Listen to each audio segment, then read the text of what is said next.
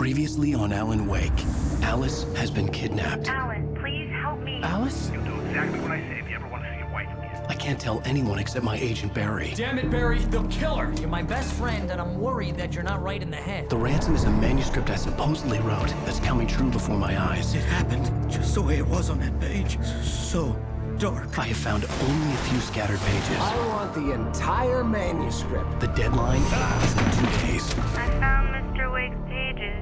Good girl. How the hell did she get her hands on the manuscript anyway? I don't know. She's resourceful. I told you you were too hard on her. Listen, I found out all sorts of interesting stuff while I was digging around. Yeah. Mr. Wake, it's Sheriff Breaker. We have an FBI agent here, Agent Nightingale. FBI? He's anxious to see you. You'd better come to the station. Okay, I'll be right over, Sheriff. Let's make this quick, huh? Help you folks? Name's Randolph. I'm the manager. We're looking for Rose. Works as a waitress down at the diner. Rose, sure. Nice girl. Who wants to know? I'm Alan Wake.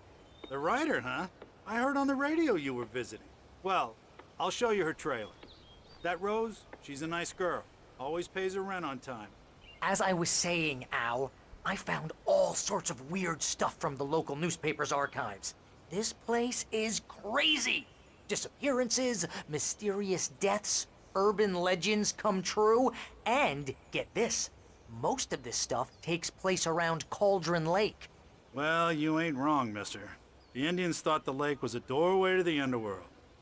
I'm the God-fearing type myself. I don't hold with that sort of thing. Yeah, okay. Anyway, there was an island there owned by a guy called Thomas Zane. Now, some of the articles I found about him make him out to be a famous writer, but I ran a bunch of searches, couldn't find a single thing he wrote. Zane was heavily into diving, so much so that the place came to be called Diver's Isle.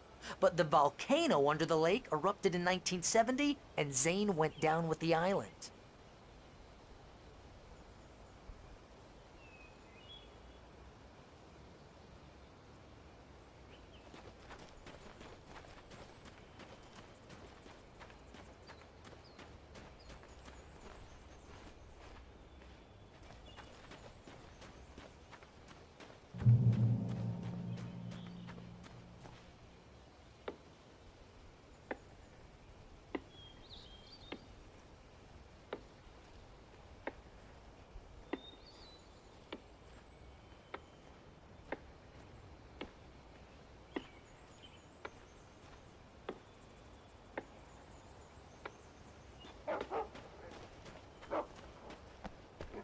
Yeah, how about that? It was there in the morning, as if it had fallen from the sky. But it would take a tornado to lift something like that. We're damn lucky it didn't crush any of the trailers. Come on, mister. I'll take you to Rose's trailer.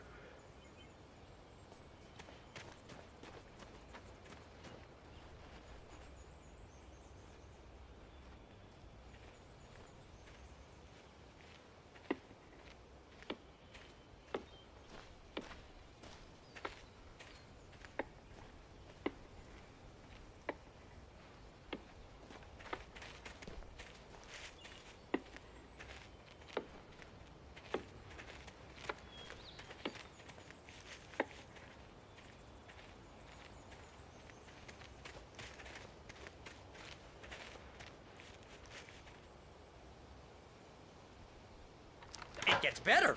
A local girl, Barbara Jagger, drowned in Cauldron Lake just a week earlier. They were lovers. Sure, Jagger's a local spook story. The Scratching Hag comes for you in the dark. Childish stuff like that. Anyway, Al, I'm just getting to the best part. All of the articles about this stuff were written by Cynthia Weaver.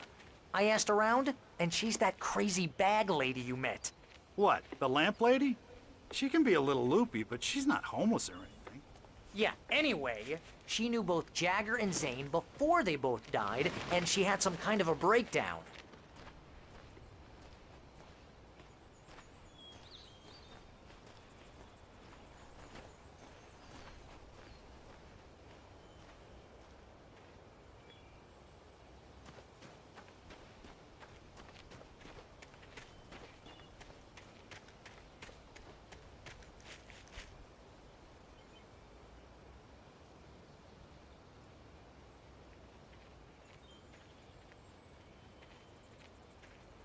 Just follow me. It's not far.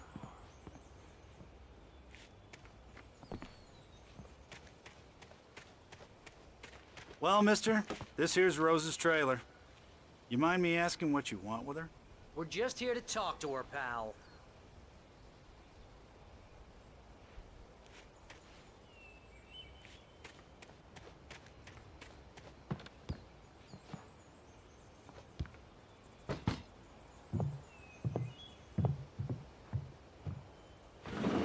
Welcome to...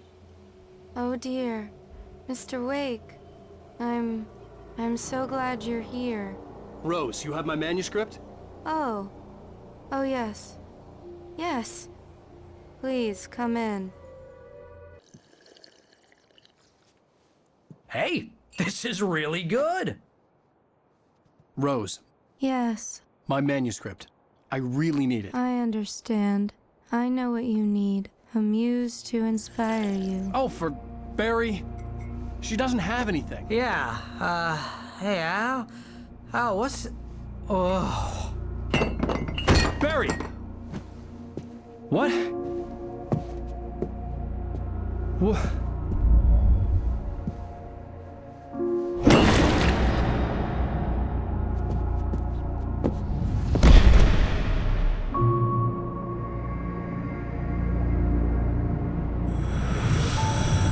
It's coming for you, hiding in my barber's skin.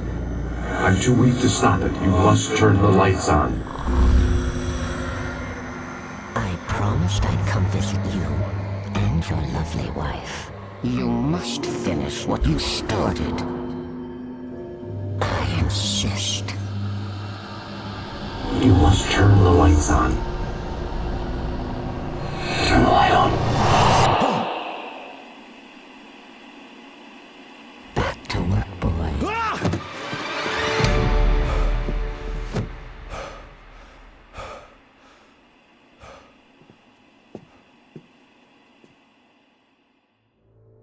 I felt nauseous, hungover. Only anger kept me going. I can't tell reality from dream anymore, but it seems I have an imaginary editor to help me. She's an old woman in a funeral dress. I call her Barbara Jagger. She's very strict. I'm writing faster and faster. My manuscript is being heavily revised. The edits are getting very aggressive, and each day there's less of me and more of her. I hate it, but I know she's right. She promises me I can save Alice this way. She knows more of this than I do. About the complex incantation I'm attempting. About this place. She's worked with another writer under similar circumstances, Thomas Zane. The genre of the story seems to be shifting. It's turning into a horror story. I'm getting close. I can feel it.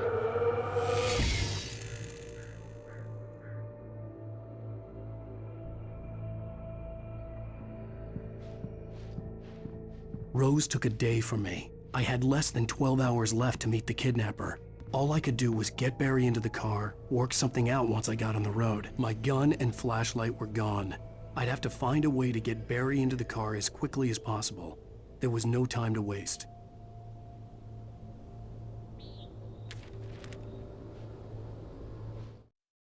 Mr. Randolph liked Rose.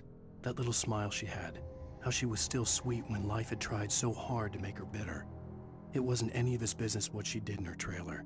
But those strangers, the writer and his smart-ass sidekick, looked like trouble. And they'd been in there for hours, way past her normal bedtime. He reached for the phone and called the sheriff's station.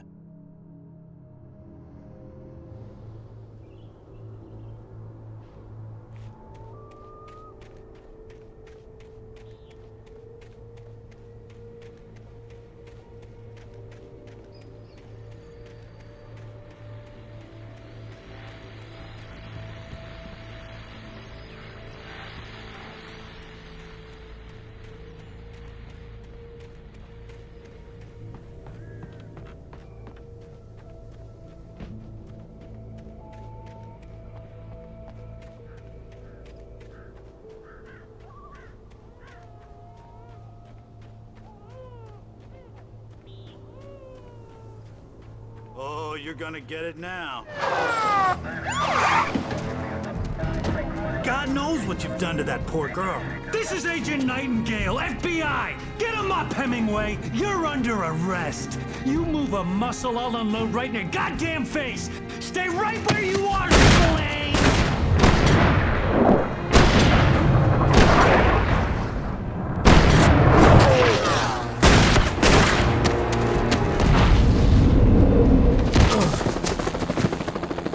What are you? I'm standing right here, you goddamn maniac!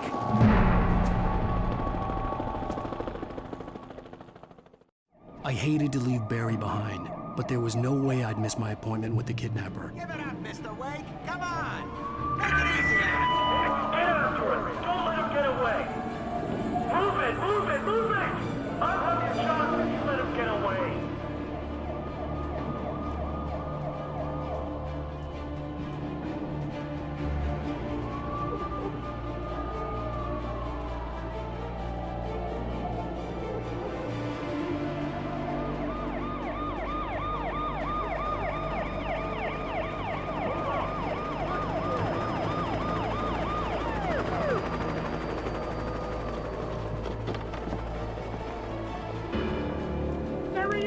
We have the suspect in sight. Okay, men, keep your eyes peeled. He's gonna try to make it through here. Oh, damn. We're ready to go. Get it out! No! No! Stop! No way! Guy, Wait! God damn it! Where did he go? Lift away! Keep an eye out!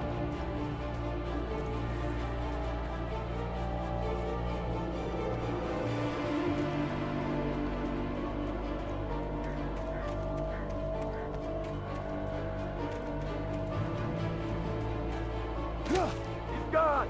Come on, guys! We need to head him off!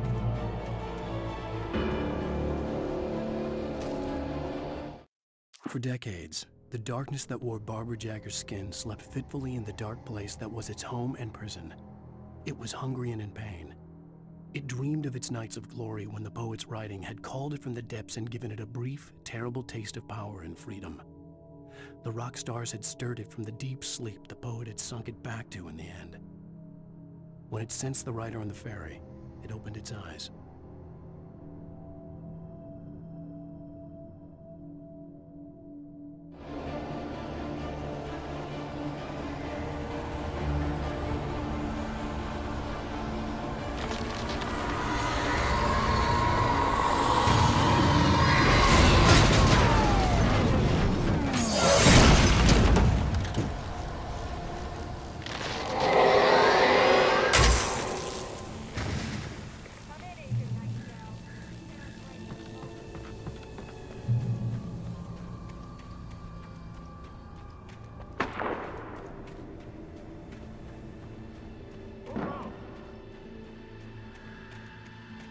Search the area!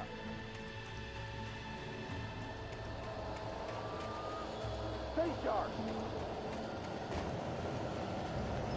This way! Over here!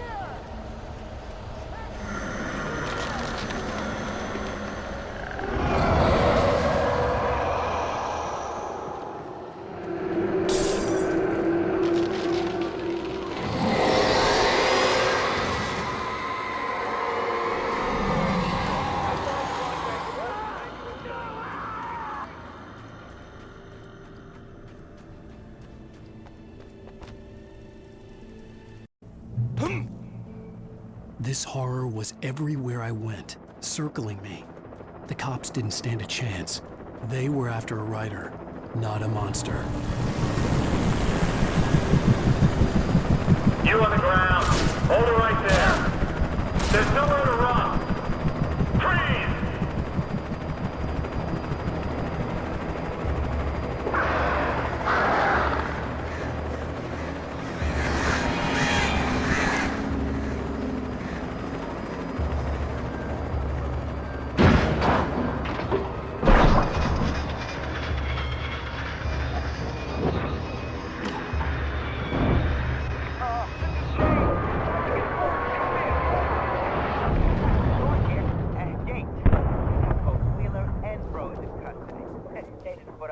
Or anything. But it was, hey, what are you doing? Come on!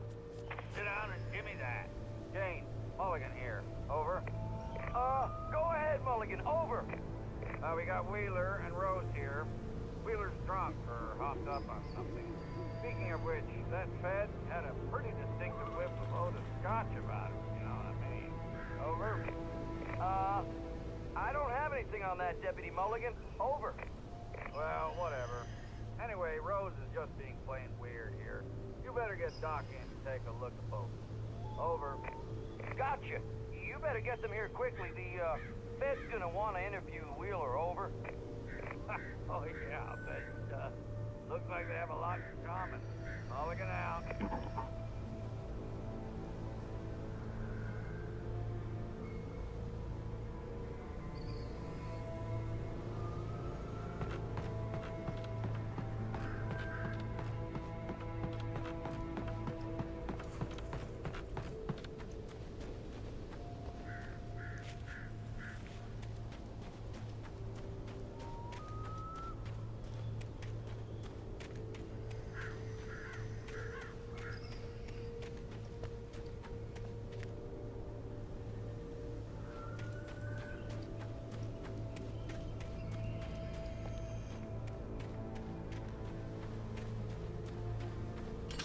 I imagined that the broadcast tower in the distance was part of the local radio station.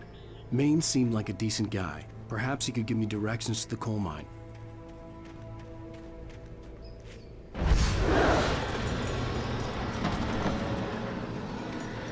Unnatural shadows clung to the gate. The darkness that was after me was trying to stop me. I wouldn't get through without a light.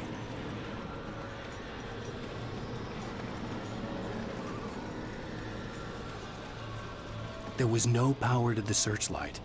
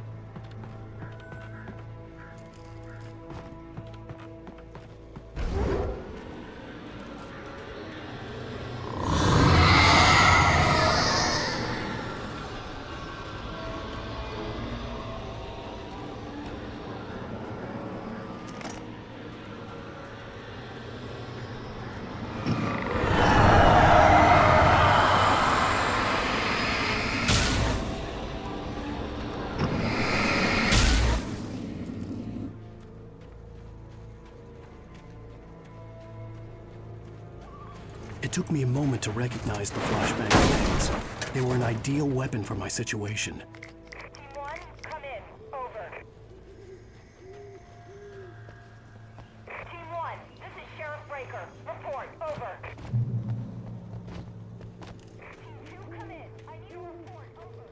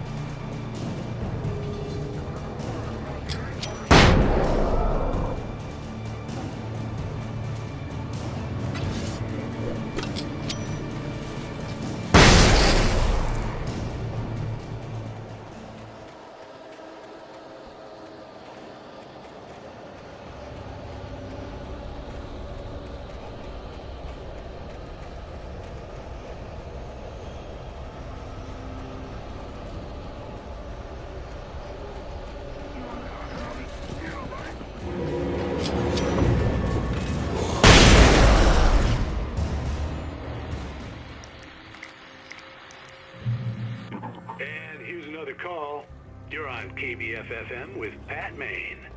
It's Milt Peabody, Pat. What's on your mind, Milt? Well, I live near the trailer park, Pat, and there's a big ruckus going on over there. Well, that's just up the road from me, too. What's going on, do you know? I don't know, but there's a bunch of police cars there, lots of sirens, a helicopter buzzing around, and I think I heard some gunshots. Gunshots? Yes, sir, like from a pistol. So can you find out what's going on? Because it's just next door and they're popping off guns there. They're still shooting? No, it was maybe 10, 15 minutes ago. It sounds serious, Pat. I'm telling you, it don't sound like no party. Well, I'm certainly going to give the station a call, Milt. Okay. You'll hear it here as soon as I hear from them. Okay, thanks.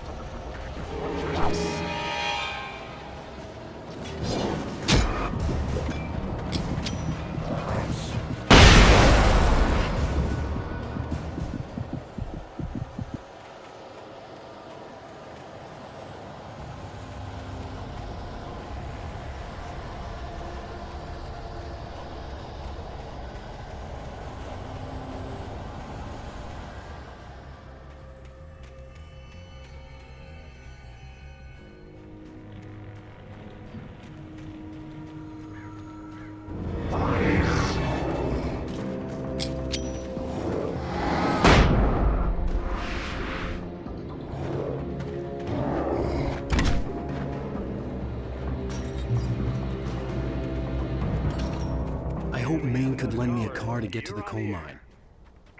It's Lorna Miles. Oh, why, hello, Lorna. What do you have for us? Well, I just don't see why the cops bother with the trailer park.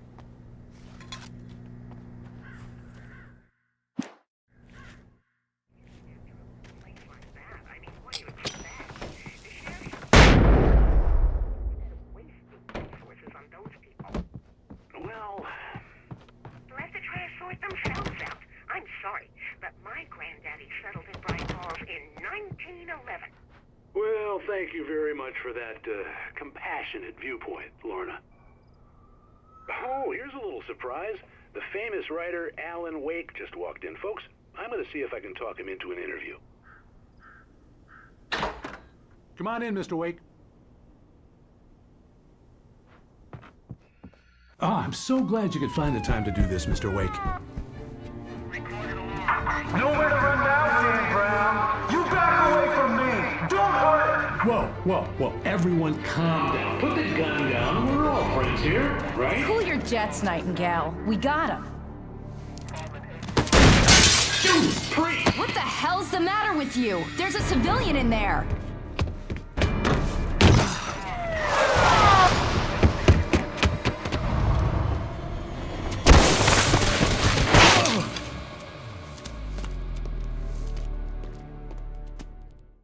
I'll get you yet, even if it kills me. You hear me?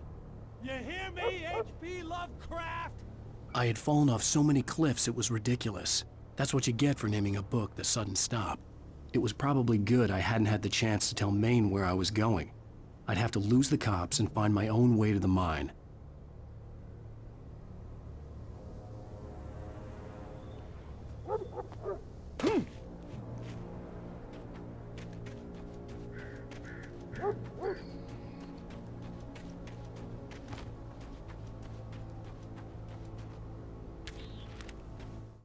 Nightingale stared through the broken studio window into the dark woods. He turned around, started to walk out, but Maine grabbed his arm. "Young man, you almost shot me. You don't shoot off rounds at people like that. What's the matter with you?" Nightingale shook his arm free, marched out. His cheeks burned with rage and humiliation.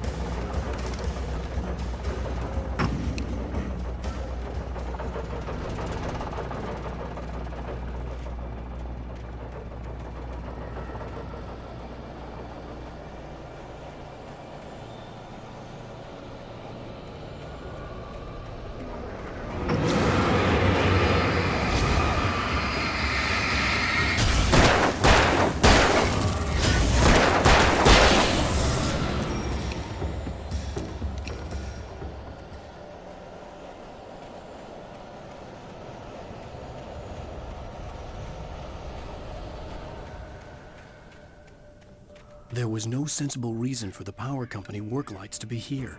It was almost as if they'd been left for someone like me to use.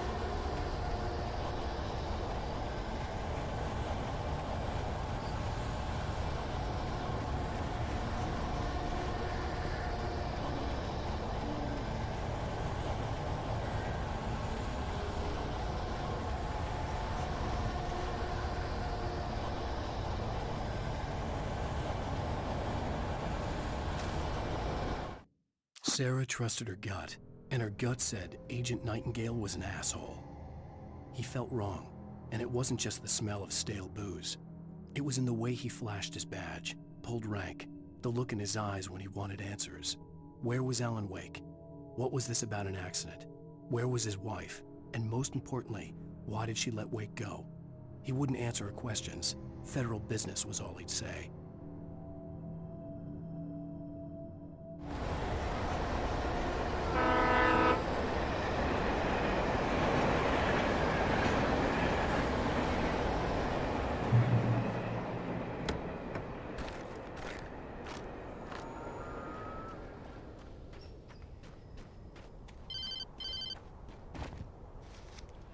Hello? The most stubborn man I've ever met. Alice? Alice? Alan. I'm so afraid. He keeps me in the dark. Please help me. I look at you, Alan, and it's not you. Something else. Looking out from behind your eyes. Alice, I'm here. I'm so alone here. It's all gonna go to hell. You need to be careful. Cooperate. The connection had been terrible, But that wasn't the only thing that hadn't been right with the call. She sounded wrong somehow, but she had called me.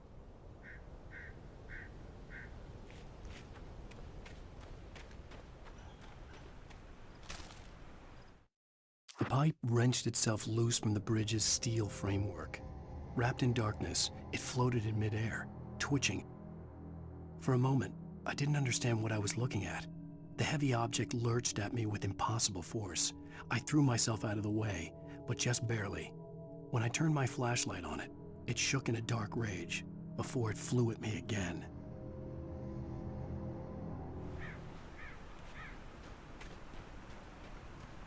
I could see a railway bridge up ahead and a warehouse of some sort on the opposite shore. I hoped I could find a car from there.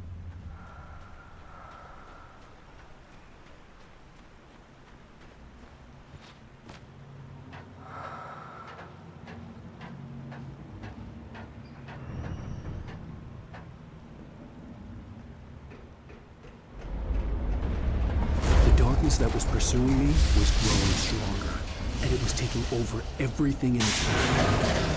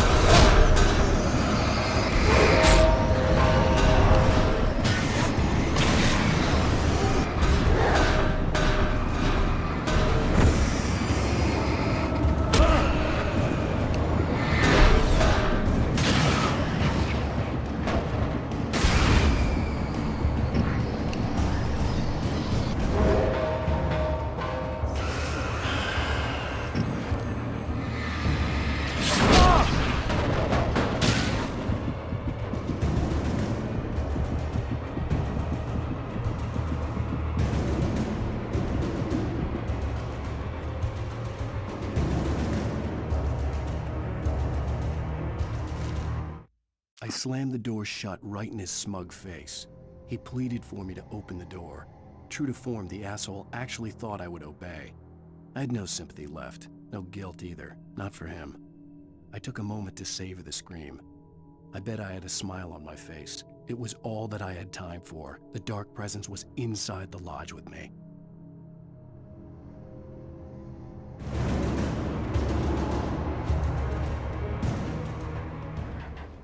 As a teenager, just starting to get interested in writing, Stephen King had been a source of inspiration to me. I thought about all the inanimate objects that had come to life in his books. No one is safe in a good horror story. Certainly not the protagonist. That's what makes them fun. This was anything but. The darkness could possess anything, and it was getting closer.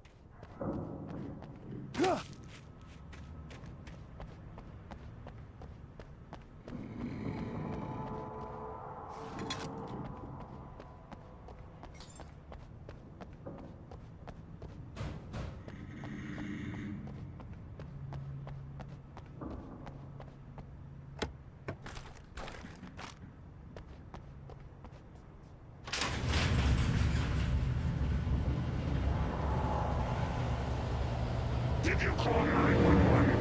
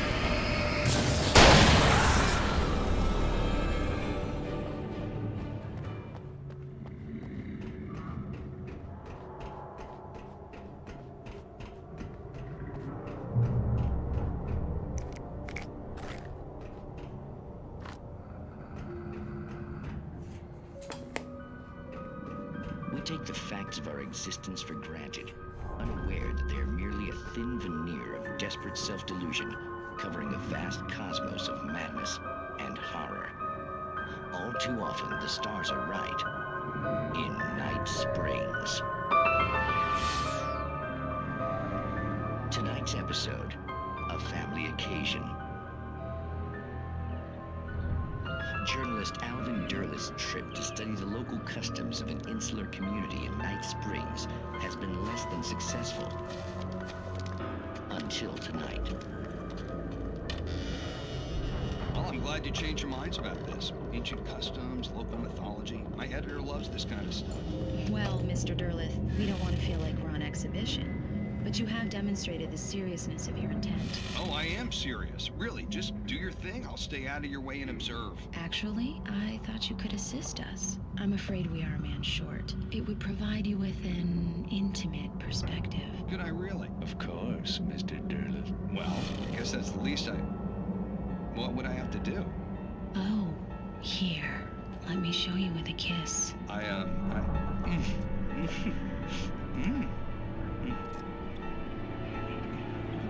What did you...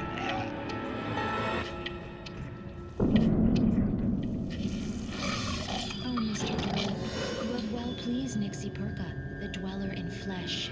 Your body shall host his 1,000 young, and all shall be glory.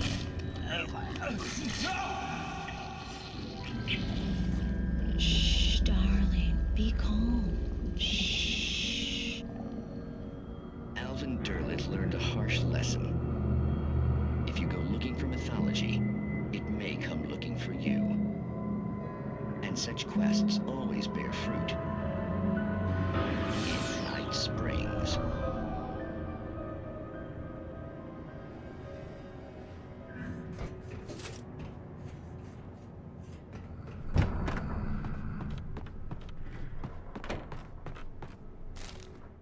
The darkness surged towards me, sucking everything loose from the ground into its depths, tugging at my clothes. I saw the flare the kidnapper had dropped and threw myself towards it just as I felt my feet leave the ground. The darkness embraced me with the force of a tornado. Somehow I managed to light the flare.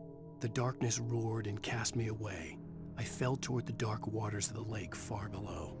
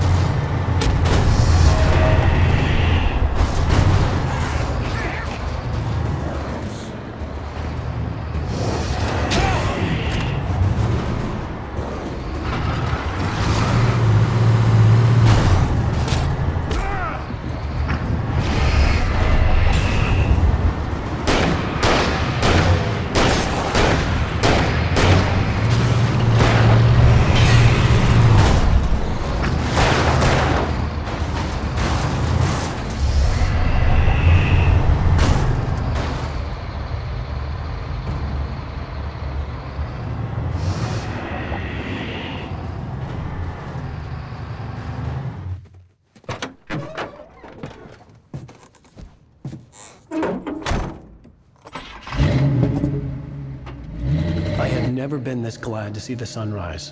I had a couple of hours to get to the coal mine.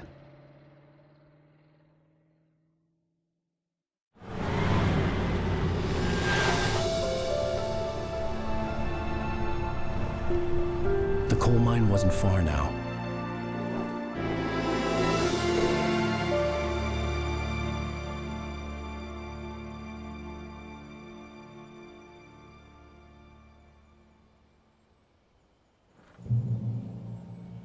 Today, I would meet the kidnapper, and he would give me Alice. I wouldn't give him any other choice. A drowning man will clutch at a straw.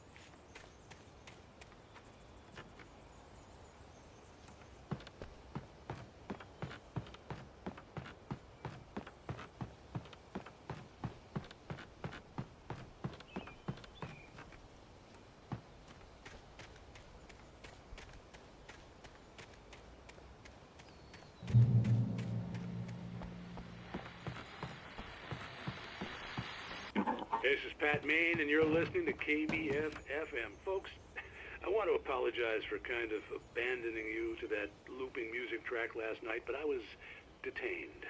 You see, I encountered a big-shot G-man with an itchy trigger finger who could use a lesson in manners and a boot in the ass, not necessarily in that order either. Now, folks, I know I'm not being very informative here, and I apologize for that. I really should just keep quiet, but I'm just so peeved right now, because some people just shouldn't be carrying badges.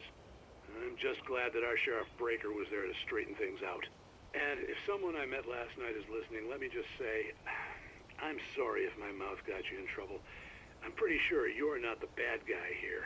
Godspeed, son. I hope you know what you're doing. Now, on a lighter note, I'll be talking to Dr. Nelson all morning. But first, a little music.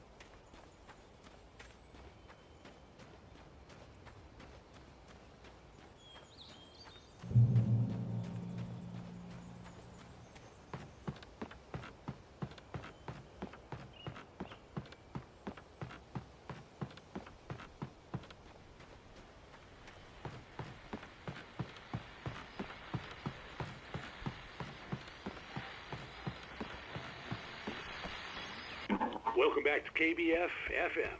Hope you enjoyed that tune. Now, Doc, you were talking about life and finding that special someone, that soulmate. Well, you were talking about that. I was saying I don't buy it. Oh, see, to me, that's strange, because I always pegged you as a hopeless romantic. You got me there, Pat. But I think love's where you look for it. And you need to do a lot of looking, sure. But the idea that there's that one special person out there for you, and if you miss that chance, it's gone forever and you're forever incomplete. I mean, isn't that depressing? Or, heck, childish even? There's plenty of fish in the sea. And apparently a fisherman has a fishing analogy for everything, but what you're saying, isn't that a little harsh? Well, no. What I am saying is that your potential for finding that connection isn't limited to what's essentially a chance encounter.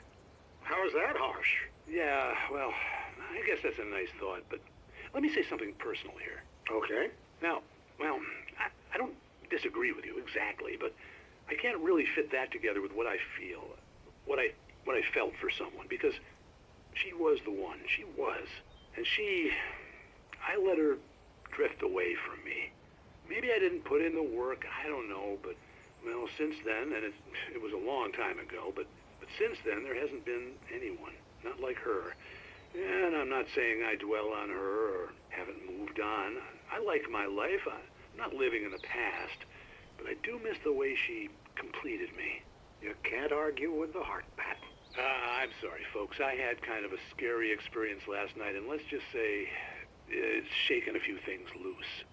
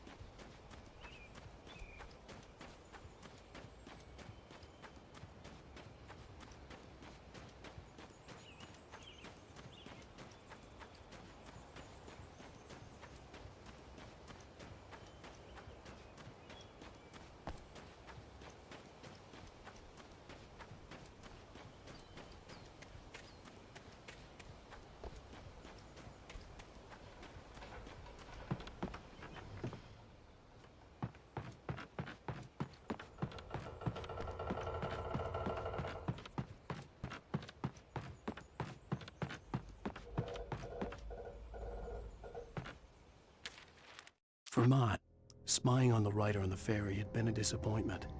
His boss had made Wake out to be something special, but Mott hadn't been impressed. He'd gotten a good long look at the wife, though, and he liked what he saw.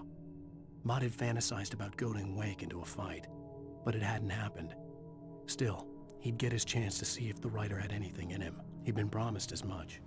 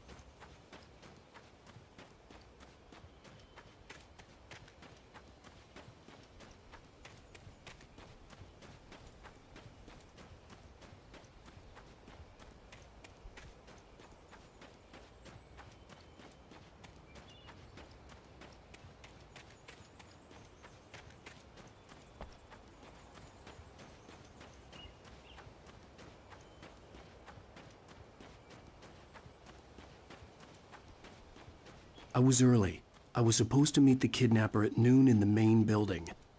The coal mine was quiet. It was a museum now.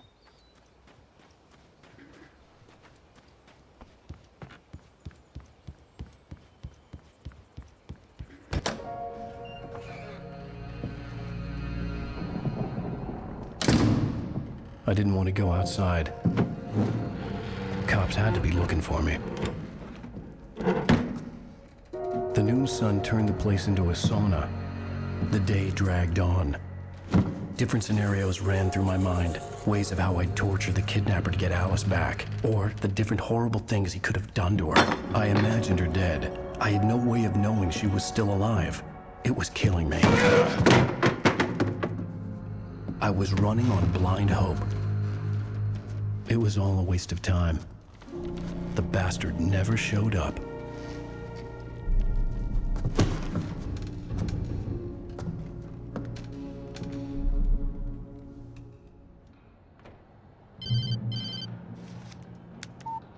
Where the hell are you? Change of plans.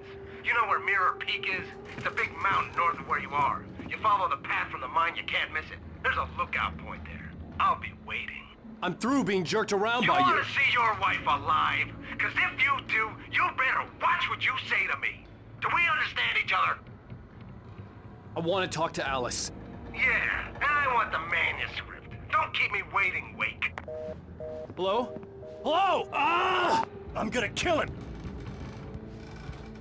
I had to get to Mirror Peak.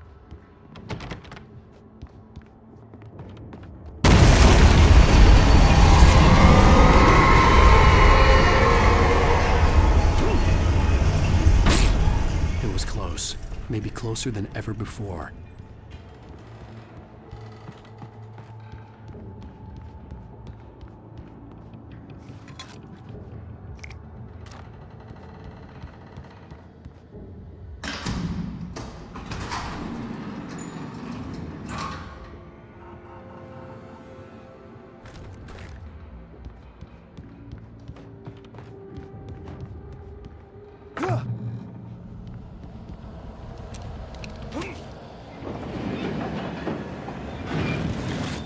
When Thomas Zane fell for Barbara Jagger, it happened fast.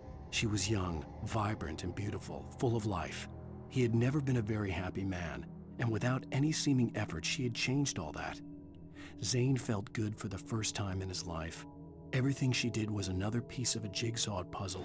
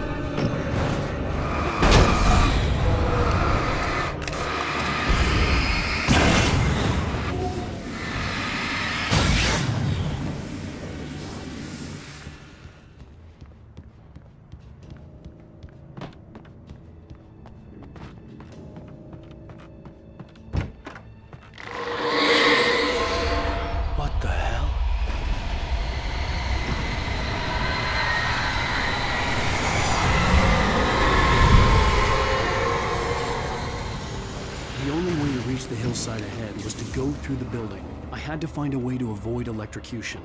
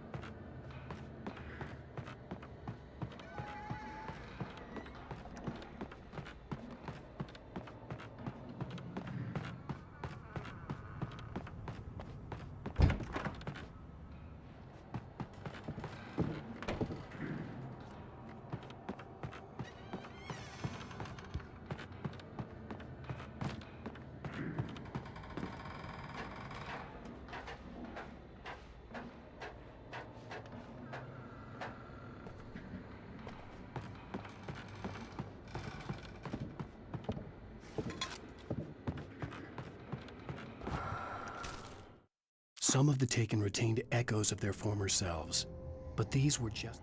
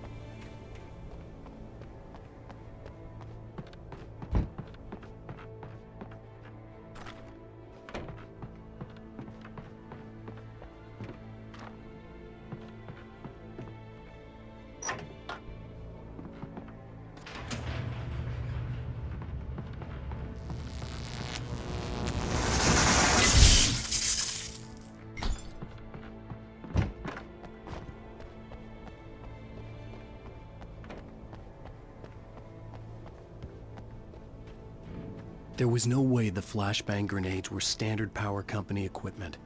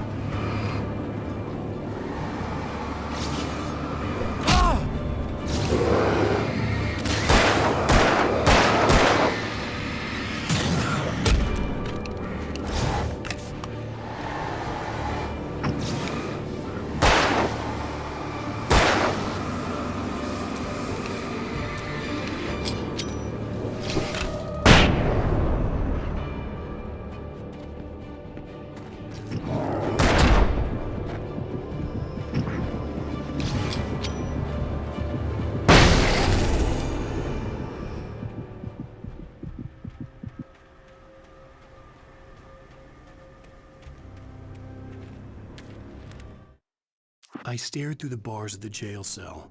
Barry stood behind me, swaying on his feet, looking as ill as I felt.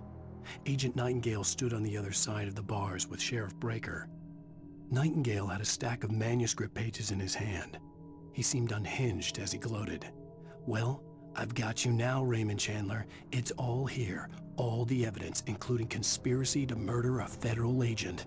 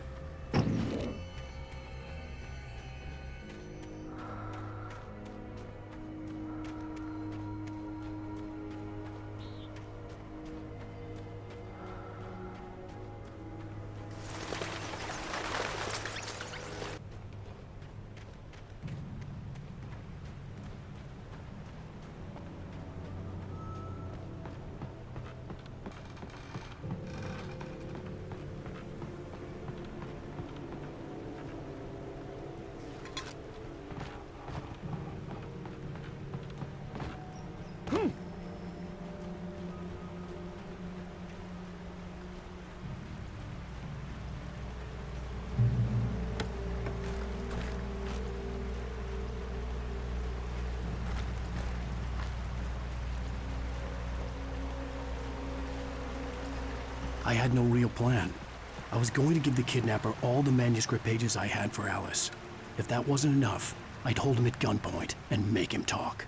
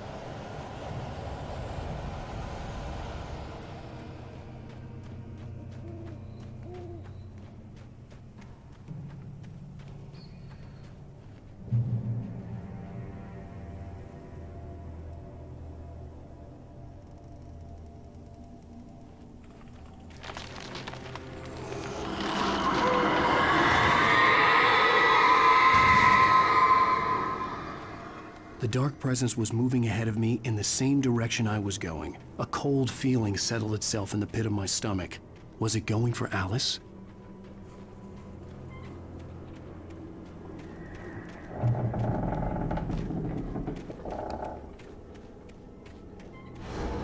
The graveyard shift may cause cancer.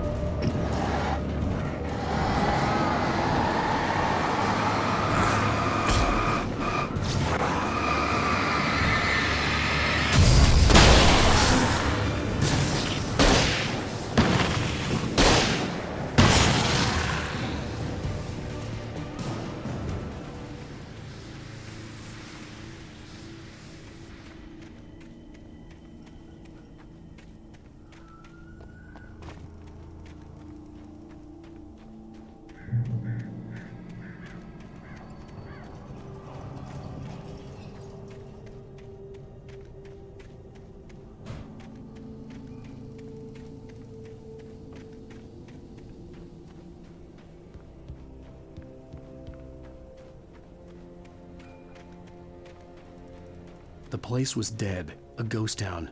Had been for decades, maybe a century.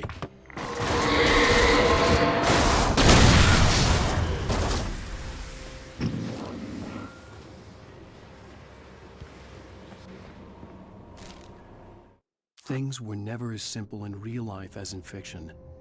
I had lost count of the times I had wished there'd be a clear reason for my writer's block.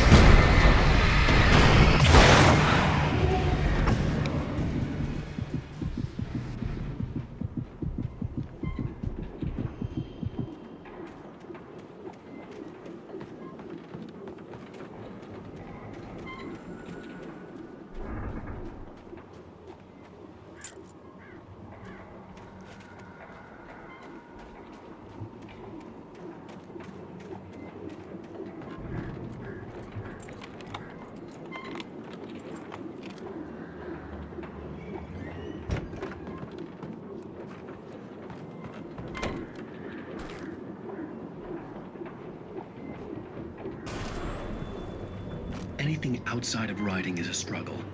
I feel ill. I managed to make my way downstairs. There's a shoebox filled with books and papers by Thomas Zane. It's very hard to focus, but I managed to read some of it. He's a poet, and a good one.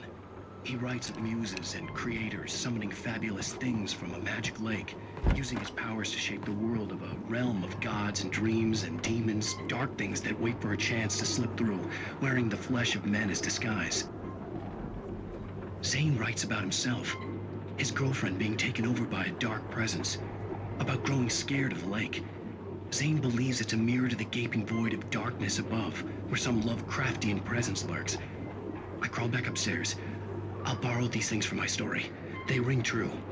They fit.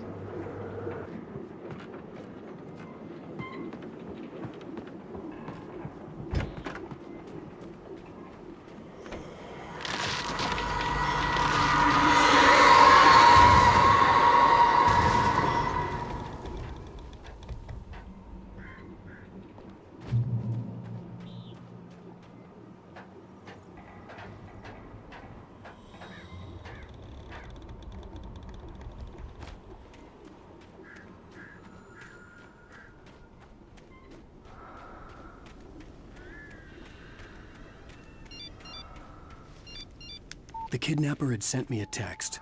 The message was full of spelling errors and insults. It was telling me to hurry up.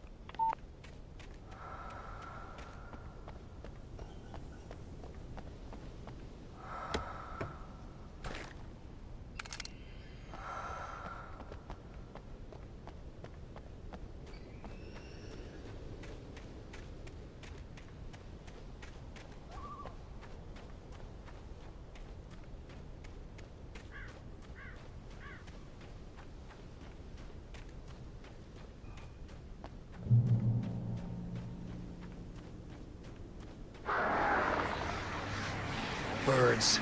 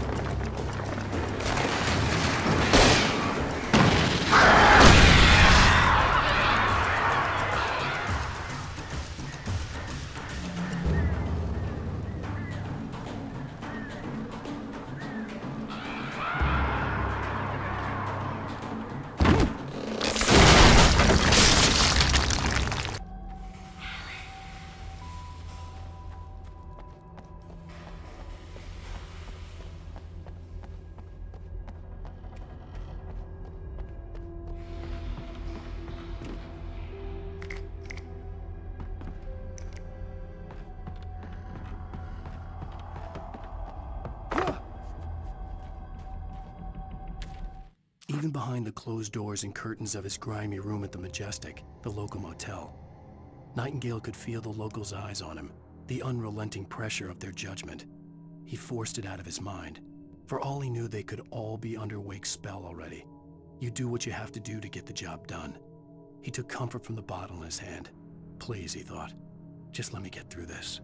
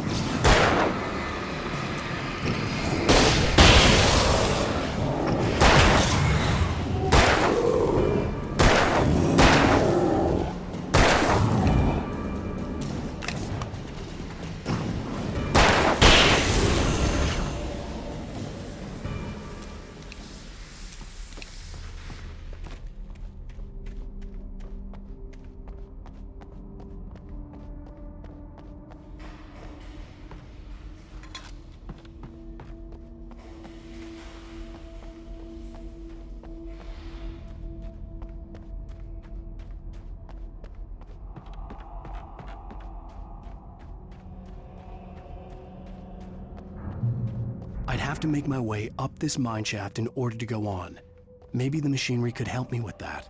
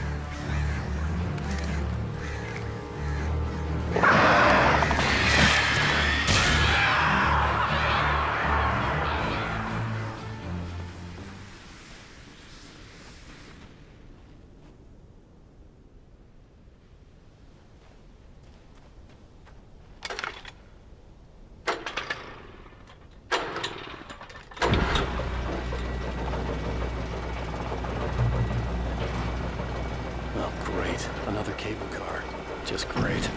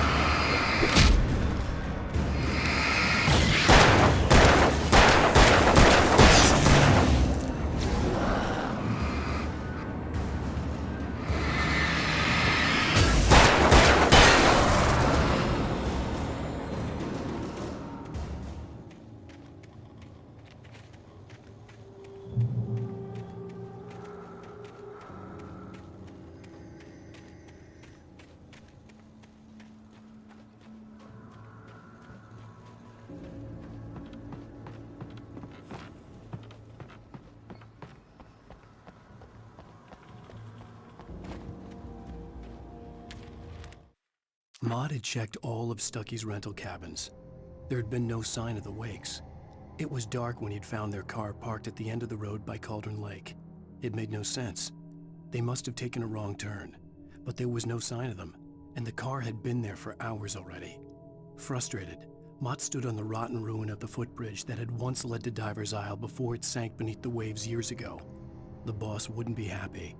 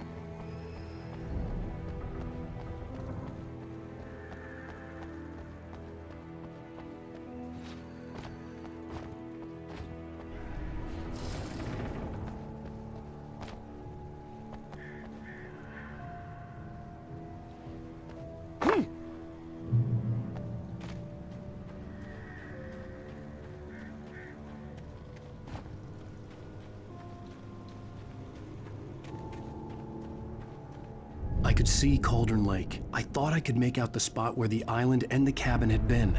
There was a light near it. It had to be a boat.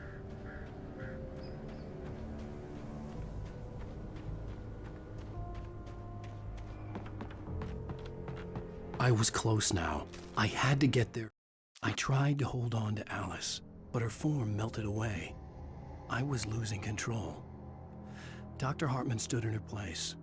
I wanted to hit him, but my arms were jelly. He smiled.